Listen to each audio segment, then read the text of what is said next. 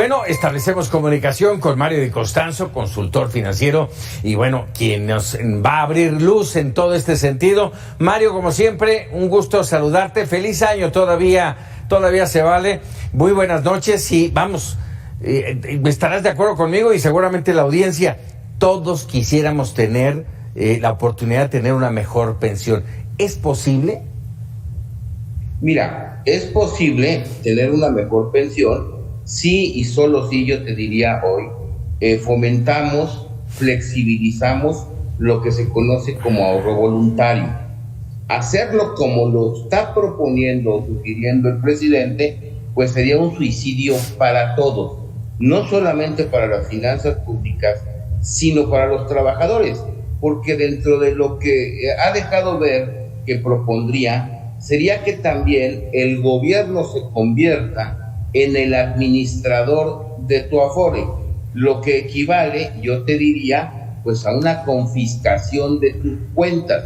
¿Y por qué lo señalo así? Actualmente, bueno, pues ya como vimos atinadamente en la explicación, pues además cada quien tiene sus cuentas individuales y estas son operadas, son trabajadas por entidades especializadas en el manejo de fondos, que se invierten estos fondos con cuidado en diferentes instrumentos y se obtiene un rendimiento. Si el gobierno se convirtiera y tomara ese dinero para garantizar una pensión del 100%, como lo ha señalado el presidente, pasarían dos cosas. Primero, que no sabríamos en qué se invierte nuestro dinero. Te voy a dar un ejemplo. Ahora nuestro ahorro, pues si esa reforma se efectuara, pues podría utilizarse para subsidiar a Mexicana de Aviación. Ya ves que las propias autoridades han dicho que va a necesitar subsidio hasta el 2029 o 2026.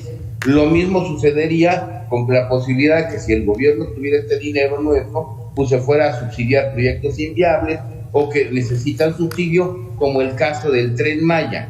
¿Y qué pasaría también? Como lo dicen los datos que presentas, yo te diría, actualmente en el 2024, al pago de pensiones, el gobierno le va a destinar 1.5 billones de pesos, que equivale casi al 25% del gasto programable, es decir, el gasto que se destina a programas.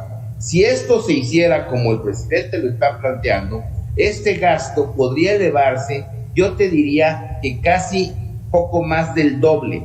¿Qué quiere decir esto? Que el 50% del gasto programable se destinaría nada más al pago de este concepto, no dejando recursos para educación, para salud, para los propios programas sociales que se han instaurado y que ya están en la Constitución, pues no dejaría espacio. Me parece que es una medida, como lo señalas acertadamente, electorera, porque además, si queremos beneficiar a los trabajadores y ayudarlos con el sistema de pensiones, primero no hay que cambiar la Constitución. Yo creo que es una estrategia del presidente, pues para impulsar su famoso Plan C. ¿Qué va a decir? Va a presentar una reforma a la Constitución que probablemente no sea aprobada, y aprovechando el periodo electoral va a decir, oigan, si quieren que esto se apruebe, pues vámonos por la mayoría en el Congreso. Yo lo veo como una estrategia económicamente inviable, un disparate, y políticamente electorera, porque evidentemente la va a ocupar para buscar incidir y buscar la mayoría en la Cámara de Diputados en la elección del 2024. Así de desesperado está, pero esto ha puesto y va a poner nervioso pues a los mercados financieros, está poniendo nerviosos a los mismos tenedores de las Afores, porque en principio, básicamente, un esquema solidario o híbrido como él plantea, pues implicaría la confiscación de mis cuentas bajo la supuesta promesa de que me pagarían el 100% de mi pensión o de mi salario cuando me pensionara, lo cual es absolutamente, yo te diría en este momento, imposible. La única manera, como te digo, actual de poder mejorar el sistema, y yo lo he señalado muchas veces, pues es, por ejemplo, darle más flexibilidad al ahorro voluntario. ¿Qué te quiero decir con esto? Imagínate que hoy, además del ahorro voluntario, nos dijeran, oye, por cada 10 pesos que tú ahorres, vas a ganar una hora de cotización. de tal manera que si me interesa ahorrar y meto dinero periódicamente, pues a lo mejor incluso puedo ir ganando semanas cotizadas y me puedo pensionar antes, qué sé yo. Hay diferentes cosas que se pueden hacer, pero evidentemente no es la manera como lo está planteando nuevamente el presidente, claro, que busca un beneficio electoral. En esta última, Mario, me llama la atención, sería de alguna manera motivar a los trabajadores, motivarnos a nosotros mismos, que somos finalmente los beneficiarios, a hacer un ahorro mucho más fuerte, más fortalecido para tener una pensión mejor. Pero, ¿se puede?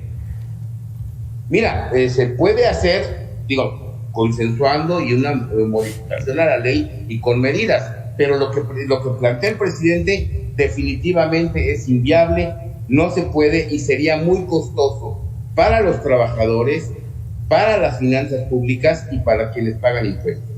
Oye, ¿y no iría también por apretar un poco más a los patrones? Mira, ya lo hizo con la reforma. Ya lo hizo con esa reforma. Con la reforma que se hizo en el 2021-2020, ya se subió la carga de los patrones. Es un periodo de transición, pero va a subir hasta casi 16%, es decir, hay una contribución, toda la contribución de esa reforma es a cargo del patrón. Entonces, me parece que estamos en el camino correcto como estamos, ¿sí? Que podemos hacer cosas, pero que de ninguna manera el gobierno es buen administrador de las AFORES. Sería un mal mensaje, sería un riesgo para los trabajadores. Y de alguna manera, pues a mí no me gustaría que me confiscaran mi cuenta y que el gobierno la manejara en proyectos que a lo mejor van a ser inviables y que al rato todos los contribuyentes estemos sufragando las pensiones porque va a estar obligadas a pagar. Mencionabas hace un momento, y lo mencionas ahora también, que se comprometen las finanzas públicas. ¿No se están, ya de por sí no están comprometidas con el tema de las pensiones para adultos? Mira, ahorita son soportables.